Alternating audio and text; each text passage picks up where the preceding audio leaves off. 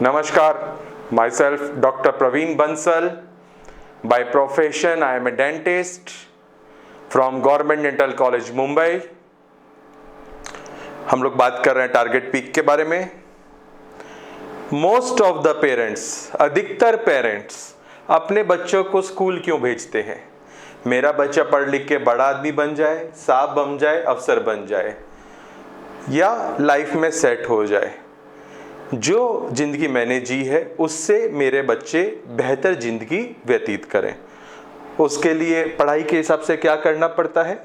बहुत पढ़ना पड़ता है और बच्चों के परसेंटेज बहुत अच्छे आने चाहिए। अब सब लोग परसेंटेज की रेट रेस में लगे हैं।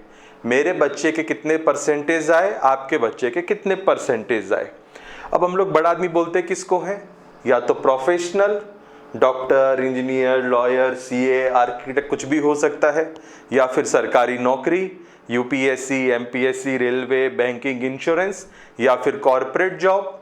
मेरा बच्चा XYZ कंपनी में इस पोजीशन पे, इस पैकेज पे ज्वाइन किया है, और या फिर अपना खुद का कुछ अच्छा काम धंधा बिजनेस स्टार्ट करे। अभी हम लोग बात कर रहे हैं पढ़ाई के एंगल से।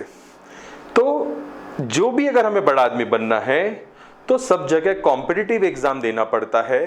परसेंटेज के ऊपर कहीं एडमिशन नहीं मिलता। मोटे तौर पे कॉम्पिटिटिव एग्जाम्स को हम लोग 3 लेवल पे डिवाइड कर सकते हैं। स्कूल लेवल पे scholarship exam, after 12th entrance exams, या गवर्नमेंट जॉब के लिए एग्जाम। इसमें अगर आप देखेंगे तो जो लाल रंग का पूरा जो आपको दिखाया है, यह है बुद्धिमत्ता, mental ability, current affairs, general knowledge, जो कि स्कूल में कवर ही नहीं होता है, स्कूल के सिलेबस में दिया ही नहीं है। तो अभी आप बताइए, केवल परसेंटेज करके या इस चीज को इग्नोर करके हम लोग अपने बच्चों को बड़ा आदमी कैसे बना सकते हैं? और सबसे बड़ी बात, आज परसेंटेज की वैल्यू कहां पे है? 12वीं के बाद अच्छे कॉलेज में एडमिशन लेने के लिए। आपको शायद पता हो, जो बच्चे अभी 10वीं में गए हैं, जो 2023 में 10वीं का बोर्ड का एग्जाम देने वाले हैं, या 2025 में 12वीं का बोर्ड का एग्जाम देने वाले हैं, तो as per new education policy 2025 से अगर बच्चों को आगे पढ़ना है तो एक एंट्रेंस एग्जाम देना पड़ेगा, CUCET। इस एंट्रेंस एग्जाम में सेक्शन 3 है लॉजिकल रीजनिंग, मेंटल एबिलिटी। मतलब स्कूल में अभी जितने भी बच्चे हैं उनको परसेंटेज के ऊपर आगे एडमिशन नहीं मिलेगा, एंट्रेंस देना पड़ेगा और उसके लिए मेंटल एबिलिटी करना पड़ेगा। तो बेसिकली हम लोग क्या कर रहे हैं? हम लोगों ने अपना खुद का करिकुलम डिजाइन किया हुआ है। जितने भी इंडिया में एंट्रेंस एग्जाम होते हैं, चाहे स्टेट गवर्नमेंट कंडक्ट करे या सेंट्रल गवर्नमेंट कंडक्ट करे, उस करिकुलम के हिसाब से हम लोग बच्चों को कंटेंट प्रोवाइड करते हैं और रेगुलरली हम लोग बच्चों के एग्जाम कंडक्ट करते हैं। एग्जाम्स के अंदर उसका डिटेल एनालिसिस भी देते हैं। केवल एग्जाम कंडक्ट करना इंपॉर्टेंट नहीं है, वो एग्जाम कंडक्ट करने के बाद में बच्चे के जो वीक पॉइंट्स हैं वो आपको पता होना चाहिए और उसके हिसाब से उसमें इंप्रूवमेंट होना चाहिए, तो फायदा है। लाइक ब्लड लेते हैं हम लोग, ब्लड टेस्ट करवाया, आपका कुछ हीमोग्लोबिन, विटामिन, थायराइड कब कम ज्यादा है, फायदा क्या है अगर उसका ट्रीटमेंट नहीं लिया तो सेम थिंग, जो टेस्ट होता है उसका डिटेल एनालिसिस करते हैं और उसके ऊपर बच्चे के वीक पॉइंट्स हम लोग बताते हैं। मेन फोकस जो हमारा है, कक्षा 1 से 4 फाउंडेशन। 1 से 4 कक्षा में डायरेक्ट कोई एंट्रेंस एग्जाम नहीं होता है, ओलंपियाड्स होते हैं, तो उसकी तैयारी होती है। फाउंडेशन के अंदर 1 से 4 के अंदर बच्चे की नींव मजबूत होती है। बच्चा जितना नींव मजबूत कर लेगा उसको आगे उतना अच्छा रहेगा। एग्जाम्पल देता हूं मैं आपको 1 से 4 के बच्चों के लिए। 1 कक्षा में एक चैप्टर है सेंस ऑर्गन। अपने बच्चे को सब सिखाते हैं, आंख, नाक, कान, त्वचा सब बताते हैं। उसका एप्लीकेशन पार्ट आना चाहिए। जैसे अगर हम लोग मूवी देखने जा रहे हैं तो आपका कौन सा सेंस ऑर्गन काम करेगा? बच्चे को अपना दिमाग चलाना पड़ेगा, आंखें, क्योंकि आंखों से आप मूवी देखते हो। सुनना, अगर आप रोड पे आप चल रहे हो और पीछे से कोई व्हीकल आ रहा है, कार आ रही है, तो आपको पता कि आपका कौन सा सेंस ऑर्गन ऑब्जर्व करेगा। पीछे से अगर गाड़ी आएगी तो वो हॉर्न देगी, या गाड़ी की आवाज़ आएगी तो उसमें आपके कान काम करेंगे। तो एप्लीकेशन बेस्ड लर्निंग, जोड़ना घटाना सब स्कूल में सिखाया जाता है। आपके पास में मम्मी ने बच्चे को 50 का नोट दिया, बोला बेटा बाजार जाओ और एक ब्रेड लेके आओ, 42 रुपए की ब्रेड आई, तो बच्चा कितने रुपए वापस लाके अपनी मम्मी को देगा। देखा जाए तो ये सब चीज़ें क्वेश्चंस हमारी बुक्स में भी दी हुई हैं, बट उसकी एक लिमिट, और क्लास में टीचर कराते भी हैं, बट उसकी एक लिमिटेशन होती है। एक क्वेश्चन, दो क्वेश्चन जो उतना करवा सकते हो, ज़्यादा पॉसिबल नहीं होता है, तो वो हम लोग यहाँ पे सब करवा के लेते हैं। 5वीं Maharashtra government scholarship exam, Homi Bhabha Navodaya Sainik school, 7वीं NNMS स्पोकन इंग्लिश, 8वीं स्कॉलरशिप अग्निवीर, 10वीं में NTSC और अग्निवीर, ये भी है ऐड किए हुए।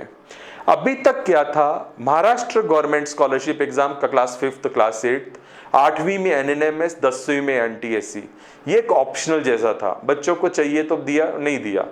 अब इसमें मेरा सभी पेरेंट्स से आग्रह रहेगा कि आपके सब बच्चे इन स्कॉलरशिप एग्जाम्स के लिए बैठने चाहिए।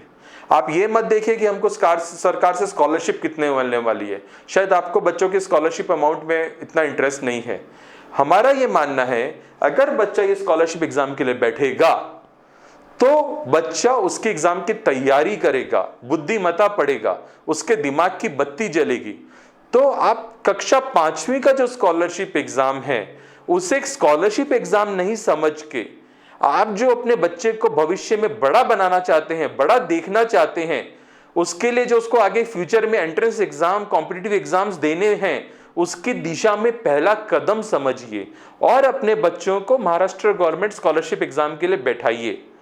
महाराष्ट्र गवर्नमेंट स्कॉलरशिप एग्जाम के लिए state board, CBSE, ICSE, IGCSE सभी बोर्ड के बच्चे बैठ सकते हैं, बट इन बच्चों को जो रजिस्ट्रेशन करना पड़ता है वो पूरा स्कूल के थ्रू करना पड़ता है।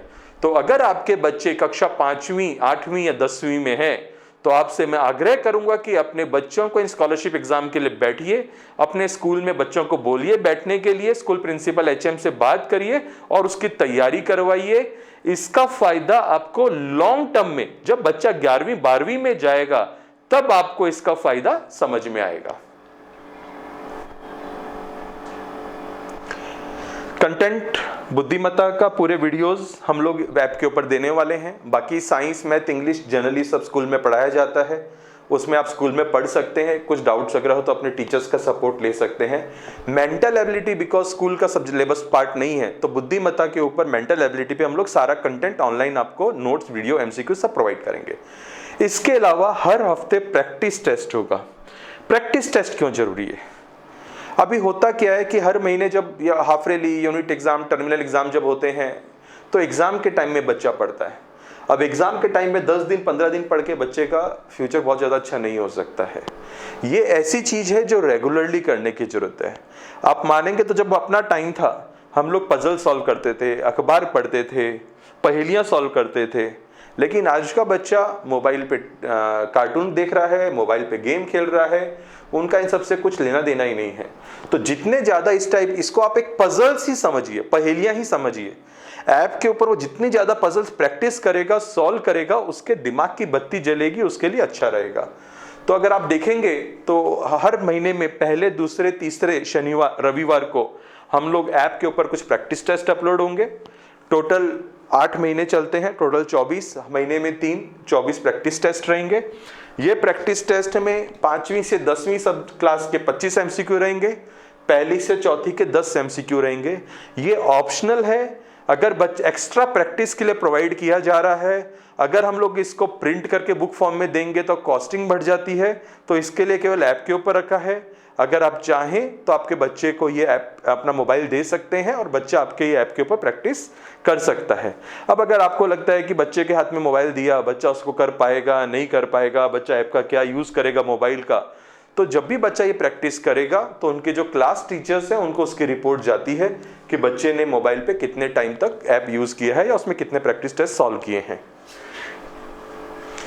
रैंकिंग टेस्ट जो हमारा कोर है, हार्ट है, दिल है टारगेट पीक प्रोजेक्ट का, हर महीने हम लोग एग्जाम लेने वाले हैं। 8 महीने तक 8 एग्जाम चलेंगे। 5वीं से 10वीं के एग्जाम 100 एमसीक्यू के रहेंगे और पहली से चौथी के एग्जाम 20 एमसीक्यू रहेंगे हर महीने। यह एग्जाम जिन स्कूलों के साथ हमारा टाई अप है वहां पे ऑफलाइन कंडक्ट होंगे, और जिन स्कूलों के साथ टाई अप नहीं है उन स्कूल के बच्चे देना चाहें तो वो ऑनलाइन भी दे सकते हैं। बट ऑफलाइन एग्जाम में जो आउटपुट मिलता है, जो मतलब चीज निकल के जो बाहर आती है बच्चों की, वो ऑनलाइन घर पे पॉसिबल नहीं है। बिकॉज ऑफलाइन में बच्चा एक एनवायरनमेंट के अंदर, अंडर सुपरविजन, टीचर्स के अंडर में एक माहौल के अंदर एग्जाम देता है, एक स्ट्रेस के साथ एग्जाम देता है, जो ज्यादा फायदा है। इसमें आप टाइम टेबल देखेंगे, पहला रैंकिंग टेस्ट 20 अगस्त, दूसरा 27 अगस्त, तीसरा 24 सितंबर, पांचवा, छठा, सातवां, आठवां, ऐसे 25 फरवरी तक 8 टेस्ट रहेंगे। ये ऑफलाइन एग्जाम की डेट है जो ओएमआर शीट के ऊपर स्कूल में कंडक्ट होगी। सेम अगर ये बच्चे अगर ऑनलाइन दूसरे स्कूल के बच्चे हैं जहां पे हमारा टाई अप नहीं है, तो सेम पेपर अगले दिन ऑनलाइन चालू होगा।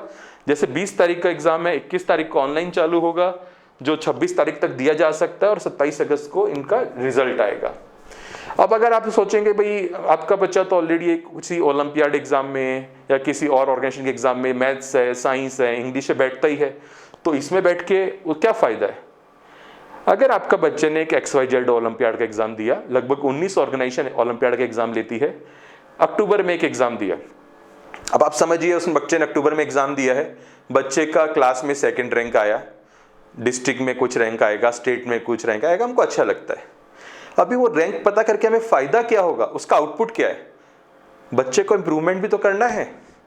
अब 7वीं कक्षा के बच्चे ने इस साल मैथ्स का एग्जाम ओलंपियाड दिया, उसका 2nd रैंक आया है, अगले उसका इंप्रूवमेंट जब बच्चा 8वीं में जाएगा फिर ओलंपियाड देगा तब पता चलेगा उसका क्या आउटपुट निकला। 1 साल बाद सैंपल साइज सेम बच्चे रहेंगे, दूसरे बच्चे रहेंगे, दिया नहीं दिया किसको पता रहेगा। सेकंड थिंग, कोई भी एक सब्जेक्ट, मुझे साइंस मैथ्स अच्छा लगता है, मैथ्स का एग्जाम दिया, लेकिन केवल मैथ्स का एग्जाम देके बच्चे का भविष्य नहीं बन सकता है। आगे जाके जो बच्चे को डॉक्टर बनना है तो फिजिक्स केमिस्ट्री बायोलॉजी करना पड़ेगा, इंजीनियर बनना है तो फिजिक्स केमिस्ट्री मैथ्स देना पड़ेगा, अगर CA, hotel management, fashion designing, lawyer में जाना है तो mental ability, English, current affair और मैथ्स देना पड़ेगा। एक सब्जेक्ट से बच्चे का भविष्य नहीं बन सकता है। तो यहाँ पे दो फर्क क्या पड़ता है, हम लोग हर महीने एग्जाम ले रहे हैं। पहले महीने में जो बच्चों को स्कूल में पढ़ाया गया उसके ऊपर पहले महीने एग्जाम में, दूसरे महीने में जो पढ़ाया दूसरे महीने में एग्जाम में। तो पहले महीने में अगर बच्चे की 3rd रैंक आई तो बच्चे को पास अगले महीने का चांस है। 1 महीना अगला पढ़ाई करके अगले महीने के एग्जाम में उसका रैंक इंप्रूव होना चाहिए, तीसरे महीने और इंप्रूव होना चाहिए। प्लस इसमें जितने भी सब्जेक्ट्स हैं जो कॉम्पिटिटिव एग्जाम्स में, स्पर्धा परीक्षा में पूछे जाते हैं, वो सबका समावेश किया गया, सबको मिलाया गया है। तो इसकी तैयारी करके एक्चुअली में आपका बच्चा तरह तरह के कॉम्पिटिटिव एग्जाम्स के लिए तैयार हो जाता है। अब इसके रैंकिंग के अलावा जितने भी जो हमने एग्जाम्स के नाम लिए, लाइक NNMS, NTSC, नवोदय, सैनिक, महाराष्ट्र गवर्नमेंट स्कॉलरशिप एग्जाम, उन सब के मॉक एग्जाम भी रहेंगे। इनफैक्ट ओलंपियाड, जितने भी ओलंपियाड होते हैं, लाइक पहली से चौथी कक्षा में English olympiad, maths olympiad, GK olympiad, 5वीं से 10वीं में maths olympiad, English olympiad, science olympiad, GK olympiad, social studies olympiad, logical reasoning olympiad, इन सबके भी हम लोग मॉक टेस्ट दे रहे हैं, ताकि बच्चे ने जो भी एग्जाम, कॉम्पिटिटिव एग्जाम का फॉर्म भरा है तो उसकी तैयारी इस ऐप के अंदर हो पाए। Plus Maharashtra government scholarship exam 5वीं 8वीं या NTSC कक्षा 10वीं के लिए, उनके हम लोग 2 ऑफलाइन एग्जाम भी कंडक्ट करेंगे। उनके एग्जाम की डेट जब गवर्नमेंट नोटिफिकेशन आएगा उसके बाद बताई जाएगी। एग्जाम की तरीका है OMR शीट, ऐप और उस टाइप का एनालिसिस सेंटर्स पे कंडक्ट होंगे। ऑफलाइन वाले बच्चे जो स्कूल में टाई अप है ऑफलाइन OMR शीट पे दे सकते हैं, बाकी बच्चे घर पे ऑनलाइन ऐप के ऊपर भी एग्जाम दे सकते हैं। हार्ट, इस रिजल्ट का एनालिसिस केवल एग्जाम कंडक्ट किया फायदा नहीं है, एग्जाम में बच्चे के वीक पॉइंट्स पता होने चाहिए। तो ये जो डिटेल एनालिसिस हम लोग देने वाले हैं आपको हर बच्चे को, अभी मैं एग्जांपल देता हूं। ओवरऑल ये एक बच्चे का पिछले साल का है, बच्चे का स्कोर आया था 154, उसका रैंक आया था 3 ओवरऑल में। अब बच्चा बोलता है कि भाई मेरा 3rd रैंक तो बहुत अच्छा है, बट मुझे तो 1st या 2nd जाना है, 3rd रैंक से क्या होने वाला है मेरा, शायद कुछ भी नहीं। अब आपका बच्चा है 50-60 बच्चों की क्लास होती है, उसमें अगर उसका सेकंड रैंक आता है तो उसको आप अच्छा बोलोगे खराब बोलोगे? 50 बच्चों में सेकंड रैंक बहुत अच्छा है, लेकिन अगर उसको एंट्रेंस एग्जाम देना है तो वहां तो 5 लाख बच्चे बैठेंगे, 15 लाख बच्चे बैठने वाले हैं, तो 15 लाख बच्चे में कौन सी रैंक हो गई बच्चे की? शायद गड़बड़ हो जाएगा मामला। तो उसके लिए कंटिन्यूस इंप्रूवमेंट चाहिए, सैंपल साइज भी बढ़ाना चाहिए। तो इसमें बच्चे को हम लोग ये बताते हैं कि बच्चे की स्कूल में क्या रैंक है, डिस्ट्रिक्ट में क्या रैंक है, स्टेट में क्या रैंक है, इंडिया में क्या रैंक है। देन अब इस बच्चे का लाइक 3rd रैंक आया है, तो बच्चे का फिजिक्स अच्छा है कि केमिस्ट्री अच्छा है कि बायोलॉजी अच्छा है, या साइंस अच्छा है कि मैथ्स अच्छा है कि इंग्लिश अच्छा है, क्या अच्छा है? तो हम लोग सब्जेक्ट वाइज रैंकिंग देंगे। अब एक सब्जेक्ट में तो 5-5 10-10 चैप्टर होते हैं, तो हम लोग आपको चैप्टर वाइज रैंक देंगे, और फिर लास्ट में क्वेश्चन वाइज एनालिसिस। एग्जाम्पल इसी बच्चे का बताऊं, क्वेश्चन वाइज में हम लोग गए, ये 12वीं कक्षा है तो फिजिक्स चैप्टर है, circular physics subject circular motion chapter. इस बच्चे ने इसका आंसर सी मार्क किया है, जबकि राइट आंसर है ए। मतलब जो क्वेश्चन 40% बच्चे सही मार्क कर रहे हैं, वह क्वेश्चन ये बच्चा गलत मार्क कर रहा है। अब अगर बच्चे को ये बात पता है, पेरेंट्स को, जो पढ़े लिखे पेरेंट्स हैं जो अपने बच्चे पे बहुत ध्यान देते हैं, उनको पता समझ में आ गया कि भी मेरे बच्चे का कौन सा क्वेश्चन की वजह से रैंक गड़बड़ हुआ है, तो उनका काम हो गया, क्योंकि उनको समझ में आ गया क्या प्रॉब्लम है। आप उसका स्टडी करिए, देखिए, और आगे नेक्स्ट टाइम उस चीज पे ध्यान रखिए। अब आप समझ सकते हैं कि अगर 1 साल तक आप ऐसे एग्जाम देते हैं, उसकी रिपोर्ट को अगर आप देखते हैं, तो आप अपने बच्चे की एकेडमिक पढ़ाई में कितना इंप्रूवमेंट लेके आ सकते हैं। और ये जो सॉल्यूशन है, ये जो मैकेनिज्म है, आज की तारीख में एज पर आवर नॉलेज हमारे अलावा कोई भी प्रोवाइड नहीं कर रहा है। मोटिवेशन फैक्टर, बच्चों को पढ़ने में बोलेंगे तो गड़बड़ हो जाती है। स्कूल बोलता है बच्चों को पढ़ने के लिए स्कूल का रिजल्ट अच्छा होगा, पेरेंट्स बच्चे को बोलते हैं कि पेरेंट्स की कॉलर ऊपर होती है कि मेरे बच्चे ने इतना अच्छा स्कोर किया तो अच्छा लगता है, बट बच्चों को बोलेंगे पढ़ना तो गड़बड़ हो जाएगा मामला। तो बच्चों के लिए मोटिवेशन फैक्टर क्या है? रिकॉग्निशन। जो बच्चे अच्छा पढ़ाई कर रहे हैं, अच्छा परफॉर्म कर रहे हैं, उनको national level, state level, district level, आप रैंक 1 2 3 आते हैं, या बड़े स्कूल जहाँ पे 200 से ज़्यादा बच्चे हैं, अगर उस लेवल पे अगर बच्चे अच्छा परफॉर्म करते हैं तो हम लोग उनको रैंक 1, रैंक 2, रैंक 3 सबके लिए प्राइज मनी देंगे। जो स्कूल के थ्रू टाई अप है, उन स्कूल को चेक जाएगा, स्कूल से आपको चेक मिलेगा, बाकी बच्चों को हम लोग अकाउंट ट्रांसफर करेंगे रिजल्ट आने के बाद में। और जितने भी बच्चे इस प्रोग्राम से जुड़ रहे हैं, उन सब बच्चों को एक सर्टिफिकेट प्रोवाइड किया जाएगा। समरी अगर हम लोग बात करें, बच्चे को क्या मिलेगा? 1ली से 4थी कक्षा की बात करेंगे, 3 सब्जेक्ट के कुछ वीडियो नोट्स रहेंगे, 24 वीकली प्रैक्टिस टेस्ट रहेंगे, 8 रैंकिंग टेस्ट होंगे स्कूल में, 5वीं 8वीं 6 सब्जेक्ट के video, 24 weekly practice test, 8 ranking test, 2 Maharashtra government scholarship exam के ऑफलाइन एग्जाम और 10 ऑनलाइन एग्जाम। 10वीं सेम ऐसे NTSC के लिए, और 6ठी 7वीं 9वीं के लिए सेम वही है, लेकिन बस जो गवर्नमेंट एग्जाम नहीं होते हैं तो उसके लिए उनके कोई ऑफलाइन और मॉक एग्जाम नहीं होंगे। अपार्ट फ्रॉम दिस, इसके अलावा जितने भी ओलंपियाड एग्जाम्स मैंने बताए हैं, उन सबके मॉक टेस्ट वगैरह, सैनिक, नवोदय, उन सबके ऑनलाइन में मिलेंगे। फीस की बात करें, अगर आप लोग ऐप के ऊपर ज्वाइन करते हैं, डायरेक्टली ऑफलाइन लेना चाहें, तो 1ली से 4थी 6ठी 7वीं 9वीं या 5वीं 8वीं 10वीं की फीस है 2400 रुपया विद ऑफलाइन एग्जाम। और हमारा मराठा विद्या प्रसारक समाज नासिक बहुजन सह्याद्री शिक्षण संस्था संगमनेर के साथ टाई अप हुआ है, तो MVP नासिक और सह्याद्री संगमनेर के बच्चों के लिए डिस्काउंटेड रेट के ऊपर 1ली से 4थी कक्षा के बच्चों की फीस है 800 रुपया, जिसमें आपको 8 ऑफलाइन टेस्ट मिलेंगे। 6ठी 7वीं और 9वीं के एग्जाम की फीस है 1000 रुपया, अगेन 8 ऑफलाइन टेस्ट। और 5वीं 8वीं और 10वीं कक्षा के बच्चों की फीस है 1200 रुपया, जिसमें 10 ऑफलाइन टेस्ट मिलेंगे। इन दोनों संस्थाओं से हम लोग बच्चों से केवल ऑफलाइन एग्जाम की फीस चार्ज कर रहे हैं। ऐप का हम लोगों ने कुछ भी चार्ज नहीं किया है। प्रैक्टिस टेस्ट, जितने भी मॉक टेस्ट मिलेंगे, उनका कोई चार्जेस नहीं है, वो सब फ्री ऑफ एक्सेस है। केवल कॉस्ट टू कॉस्ट बेसिस के ऊपर इन दोनों संस्थाओं से हम लोग केवल और केवल ऑफलाइन एग्जाम की फीस वो भी बहुत ही कम में चार्ज कर रहे हैं। आप समझ सकते हैं, लाइक पहली से चौथी 800 रुपया, 8 एग्जाम प्लस पूरा है फ्री। अभी बाजार में आपके बच्चे ने दूसरे एग्जाम्स के फॉर्म भरे होंगे तो कितना फीस है आपको मालूम ही है, और उसमें डिफरेंस भी आप समझ सकते हैं। धन्यवाद। अब अगर आपका बच्चा MVP नासिक या बहुजन सह्याद्री संस्था संगमनेर में पढ़ते हैं तो आप अपने जो क्लास टीचर हैं या जो स्कूल में कोऑर्डिनेटर HM उनसे कांटेक्ट कर सकते हैं। अगर आपके बच्चे किसी दूसरे स्कूल में पढ़ते हैं तो आप डायरेक्टली गूगल प्ले स्टोर से हमारा ऐप टारगेट पीक डाउनलोड कर सकते हैं और रजिस्टर कर सकते हैं। धन्यवाद। Thank you.